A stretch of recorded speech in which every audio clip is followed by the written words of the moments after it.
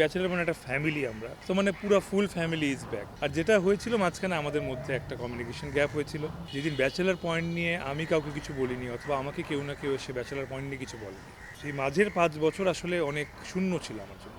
আসলে হয় কি, আমরা সবাই তো একটা সময় ছোট থাকি, তারপর আস্তে আস্তে বড় হই। তো ছোট থাকলে কি হয়, আমরা যখন এক ক্লাসে সবাই পড়ালেখা করি, ওই ক্লাসে দেখা যায় ক্লাস 5-এ যখন পড়ছি কোনো এক বন্ধুর সাথে ঝগড়া লেগে গেছে, আবার ক্লাস 8-এ কি ওই বন্ধু আবার বেস্ট ফ্রেন্ড হয়ে গেছে, এরকম কিন্তু হয়। তো আমরা আগেও বলছি বেসিক্যালি ব্যাচেলর মানে একটা ফ্যামিলি আমরা, যে কারণে এখন তো আরিফিনও ফেরত আসে, মানে সাইমন সরকার ইজ ব্যাক। তো মানে পুরো ফুল ফ্যামিলি ইজ ব্যাক, আগে যেভাবে শুরু করেছিলাম। আর যেটা হয়েছিল মাঝখানে আমাদের মধ্যে একটা কমিউনিকেশন গ্যাপ হয়েছিল, হওয়ার পরে না এমন একটা দিনও যায়নি যেদিন ব্যাচেলার পয়েন্ট নিয়ে আমি কাউকে কিছু বলিনি অথবা আমাকে কেউ না কেউ এসে ব্যাচেলার পয়েন্ট নিয়ে কিছু বলেনি। তো এইটা অনেক বড় একটা মিসিং ছিল 5টা বছর। এখন তো 1 বছর হয়ে গেল আমি অলরেডি আছি। সেই মাঝের 5 বছর আসলে অনেক শূন্য ছিল আমার। এখন যখন আমি ফাইনালি ব্যাক, এবং আমার কাছে মনে হচ্ছে আগের চেয়েও বেশি অডিয়েন্স নেহাল চরিত্রটা এনজয় করছে, থ্যাঙ্কস টু আওয়ার ক্যাপ্টেন কাজল আরিফিন আমি। উনি চরিত্রটার মধ্যে অনেক বৈষম্য দিয়েছে, এবং বিষয়টা এমন আছে যে সে এখন উল্টা বলে যে আমি গরিব না।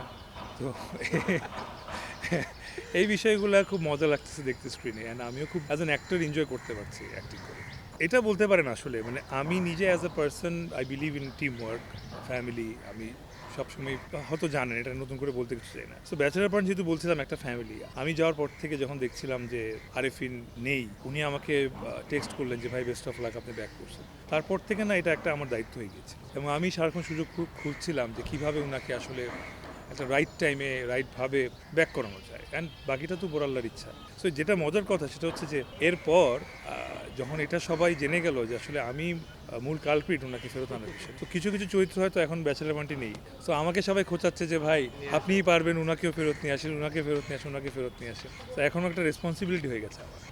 রিউনিয়ন কোঅর্ডিনেটর থাকে না একটা ফ্রেন্ড, যে আসলে সব সময়, হ্যাঁ, যে সব কিছু সেই অর্গানাইজ করে বা সবাই ইয়ে করে।